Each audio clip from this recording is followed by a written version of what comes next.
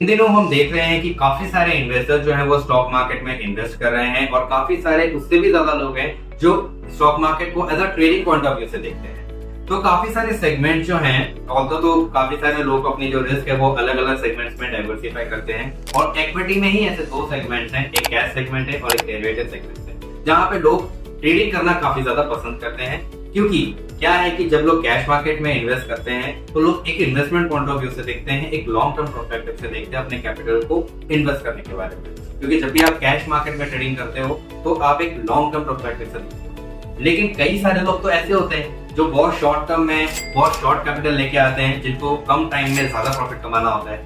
उनके लिए क्या? तो उनके लिए एनएससी ने एक सेगमेंट बनाया है जिसको कहते हैं ऑप्शंस। डेरिवेटिव में दो पार्ट होते हैं डेरिवेटिव्स के, एक होता है फ्यूचर्स और एक होता है ऑप्शन। तो ये दोनों जो पार्ट है, फ्यूचर्स में लोग काफी ज्यादा ट्रेड करते हैं, लेकिन ऑप्शंस के मुकाबले डेरिवेटिव फ्यूचर्स में काफी कम ट्रेड होता है। इसका रीजन सबसे बड़ा ये है कि फ्यूचर्स में लोगों को ज्यादा कैपिटल पे करना पड़ता है, उसमें ज्यादा मार्जिन पे करना पड़ता है। लेकिन आज हम सिर्फ और सिर्फ ऑप्शंस की ही आपसे बात करेंगे, जिसमें आपको हम ऑप्शंस के एडवांटेजेस के बारे में बताएंगे, इसके मार्जिन के बारे में बताएंगे और सिर्फ इतना बताएंगे कि आप कितने मिनिमम कैपिटल से अपनी शुरुआत कर सकते हो ऑप्शन में ट्रेडिंग करने की, ना कि इन्वेस्ट करने की। क्योंकि काफी सारे लोग ऑप्शंस में ट्रेड करते हैं, ना कि इन्वेस्ट करते हैं, क्योंकि ये एक एक्सपायरी का पार्ट है। तो अगर एक बेसिक डिटेल्स के बारे में मैं आपको बताऊं तो ऑप्शंस में जो हम एक्सपायरी फॉलो करते हैं वो यूरोपियन कल्चर की करते हैं। यानी एक्सपायरी के बाद आपकी पोजीशन जो है वो आपको कैरी फॉरवर्ड नहीं कर सकते, आपकी पोजीशन जो है वो वहीं तक है। यानी कि मान के चलिए कि यहाँ पे जो एक्सपायरी का दिन है वो 2 दिनों में बढ़ता है। एक बैंक निफ्टी की एक्सपायरी होती है और एक निफ्टी की एक्सपायरी होती है। पहले हर थर्सडे को एक्सपायरी हुआ करती थी दोनों बैंक निफ्टी और निफ्टी की। अब निफ्टी की एक्सपायरी हर थर्सडे होती है और बैंक निफ्टी की एक्सपायरी एवरी वेडनेसडे होती है। ये जो सिलसिला है ये अगस्त से चालू हुआ है हमारे यहाँ पे एनएससी। तो अब मैं आपको बताता हूँ ऑप्शंस में आपको एडवांटेजेस क्या है ट्रेड का। तो अगर आप देखोगे तो ऑप्शंस में आपको कम मार्जिन के साथ यानी कम कैपिटल के साथ भी आप शुरुआत कर सकते हो। मिनिमम आपकी स्टार्टिंग रेंज 5000 से हो सकती है और मैक्सिमम आप उसको जितना ले जाना था। ऑप्शंस में आपका लॉस मिनिमम होता है, यानी कि जितना आपने मार्जिन पे किया होता है उतना ही आपका लॉस होता है, उससे ज्यादा आपका लॉस नहीं होता है।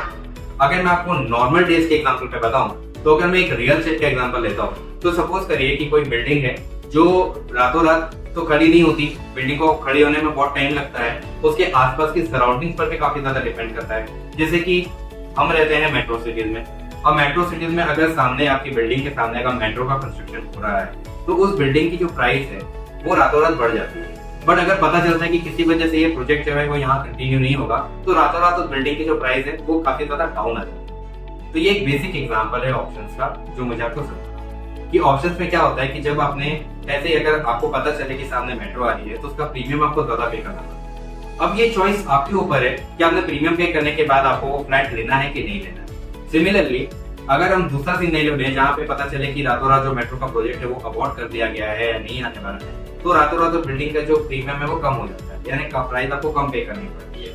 इसको हम एक एडवांस पेमेंट के तौर पर भी जानते हैं। तो अगर आपने वो एडवांस पेमेंट कर दिए तो आपका जो लॉस होता है वो सिर्फ उतना ही होता है। मतलब अगर आपको बिल्डिंग को नहीं चाहिए तो आपका जो लॉस है वो सिर्फ और सिर्फ वो एक्स्ट्रा एडवांस पेमेंट है जो आपने किया है, आपने पूरा पेमेंट तो किया नहीं है। तो यही होता है ऑप्शंस में प्रीमियम का मतलब। ये मैंने आपको एक लाइव एग्जांपल दिया। तो ये एक उसका दूसरा एडवांटेज होता है कि आप अपने कम कैपिटल से भी आप अपने जो ट्रेडिंग की शुरुआत है वो ज्यादा कर सकते हैं। इसके बाद काफी सारे लोग क्या होता है जब कैश मार्केट में ट्रेडिंग करते हैं तो लॉन्ग टर्म के लिए तो लोग ट्रेड करते ही हैं, लेकिन कई सारे लोग ऐसे होते हैं जो उस लॉन्ग टर्म में भी शॉर्ट टर्म की पोजीशन को ढूंढना चाहते हैं। तो अब ये कैश में तो पॉसिबल नहीं हो पाता। तो डेरिवेटिव्स क्या करता है या ऑप्शंस क्या करता है कि आपको अलाउ करता है कि अपनी पोजीशन को कम टाइम के लिए लो और आप ज्यादा प्रॉफिट कमा के निकल जाओ। हो सकता है कि अगर आपको आपका जो प्रॉफिट है वो निकल गया हो, मतलब कि आपको जितना अमाउंट आपने लगाया उससे ज्यादा का रिटर्न आपको मिल गया हो, तो पॉसिबिलिटी है कि आप निकाल सकते हो।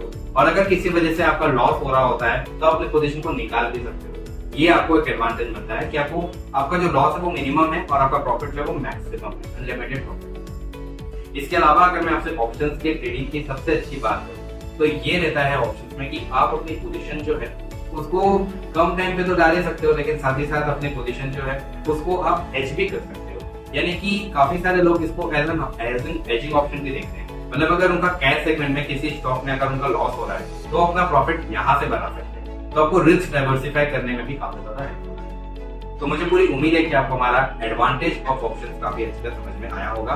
इसके अलावा अगर मैं आपसे बात करूं तो आपको मिनिमम कैपिटल जो उसमें रिक्वायरमेंट रहती है वो 5 से 10 हजार रुपए तक की रहती है। मतलब अगर कोई मिडिल क्लास आदमी भी अगर उसको चालू करना है तो वो 5 से 10 हजार रुपए के प्राइस से भी चालू कर सकता है कैपिटल से। तो अब इसके बाद हमें ऐश्वर्या समझाने वाली है मार्जिन। तो ऐश्वर्या, आपका बहुत बहुत स्वागत है यहाँ पे, और अब मैं चाहता हूँ कि आप व्यूअर्स को मार्जिन समझाएं। तो चलिए देखते हैं कि ऑप्शंस में मार्जिन का क्या काम होता है। जब भी आप कोई भी ऑप्शन परचेज करते हैं, भले वो इंडेक्स ऑप्शन हो या स्टॉक ऑप्शन हो, उसमें आपको जब आप परचेज करते हैं तो आपको एक प्रीमियम अमाउंट पे करना होता है। अब ये प्रीमियम का क्या होता है, जैसे कि आप कोई भी स्टॉक ऑप्शंस या इंडेक्स ऑप्शन आप देखते हैं, उसकी स्ट्राइक प्राइस में कौन सी प्राइस उसकी कोट कर रही है, प्लस उसी स्टॉक ऑप्शन का या आपके इंडेक्स ऑप्शन का क्या लॉट साइज है। अगर उसको आप मल्टीप्लाई करेंगे ना तो आपको एक अपना प्रीमियम अमाउंट मिलेगा। अब ये जो प्रीमियम अमाउंट होता है वो हर टाइम पर अलग अलग आपको मिलता रहेगा, कोई फिक्स अमाउंट नहीं होता। जैसे कि मैंने कहा, वो प्राइस पे कोटेशन होता है कि आप कौन से स्ट्राइक प्राइस का आप ऑप्शन खरीद रहे हैं, प्लस उसमें क्या उस टाइम पर करंट प्राइस है, उसके ऊपर आपका प्रीमियम डिसाइड होता है। तो ये हमेशा डिफर करता रहेगा। अब ये रही आपको अपफ्रंट जो आप पे करते हैं, दैट इज प्रीमियम। अब ये दूसरी बात ये है, जब आप मार्जिन आपको कब लगता है ऑप्शन पे, जैसे कि अगर आपने कोई ऑप्शन शॉर्ट सेल करना चाहते हैं, अगर आप एक राइटर की पोजीशन लेना चाहते हैं ऑप्शंस में, तब आपको एक अपफ्रंट फी पे करनी होती है, व्हिच इज कॉल्ड मार्जिन। अब ये मार्जिन क्या होता है? Margin means spam plus exposure. ये जो स्पैम प्लस एक्सपोजर मार्जिन होता है, ये एक्सचेंज डिसाइड करती है। अभी ये जो कैलकुलेशन है, ये एक्सचेंज थ्रू आता है। जो आपके ब्रोकर रहेंगे, उनकी जो आरएमएस टीम रहेगी, वो डेली बेसिस पर इसे अपडेट करती है। जैसे कि जो भी इंडेक्स ऑप्शन है, जैसे मेनली हम बैंक निफ्टी और निफ्टी को कंसीडर करते हैं, जिसमें ज्यादा वॉल्यूम होता है। और दूसरा है स्टॉक ऑप्शंस। स्टॉक ऑप्शंस में जो भी लिस्ट है, क्योंकि सारे के सारे स्टॉक्स ऑप्शन में नहीं आते, एक स्पेसिफिक लिस्ट है जिसमें आप अपनी पोजीशन ले सकते हैं। सो एवरी डे आपका ब्रोकर आपके लिए एक फाइल ऑर्गेनाइज करता है, जो आपको शुरू में मतलब 8:30 से 9 बजे के बीच में एज अ क्लाइंट आपको वो मिल जाती है ईमेल पर। अगर नहीं मिलती है तो आप अपने ब्रोकर से कनेक्ट करके वो फाइल को ले सकते हैं, जिसमें आपको एवरी डे पर्टिकुलर स्टॉक्स का अगर आपको पोजीशन लेनी है, भले वो बाय में हो या भले वो सेल में हो या आपको फ्यूचर में लेनी हो, तो आपका मार्जिन जो रहेगा वो एक ही रहेगा ऑलमोस्ट, और ये डेली बेसिस पे आपका चेंज होता रहता है। इसीलिए आपको ये ध्यान रखना होगा कि आपको कौन से दिन में आप ले रहे हैं और उस टाइम पर आपको कितना पैसे पे करना है। हार्डली अगर मैं बताऊं तो अगर आप शॉर्ट की पोजीशन लेते हैं तो आपका जो मार्जिन होता है वो ज्यादा होता है। डिपेंड कि कभी कभी वो मार्जिन 1 लाख भी हो जा सकता है, 1 लाख के ऊपर भी जा सकता है। जैसे कि आप किसी स्टॉक में आप अगर पोजीशन ले रहे हैं अपनी, तो उसका लॉट साइज क्या है।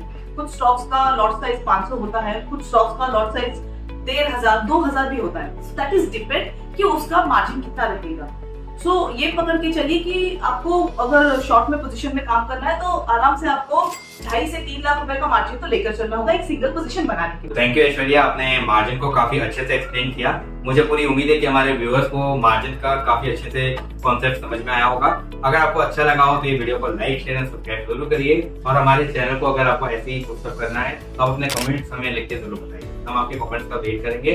और अगर ऐसा लगा कि हमें ज्यादा रिक्वेस्ट आ रही है ऑप्शंस के ऊपर और वीडियोस बनाने में, तो हम आपको और भी वीडियोस बना के आपको इसके ऊपर बताएंगे। अब हमें दीजिए इजाजत, हम आपसे मिलते हैं अगले वीडियो में। तब तक के लिए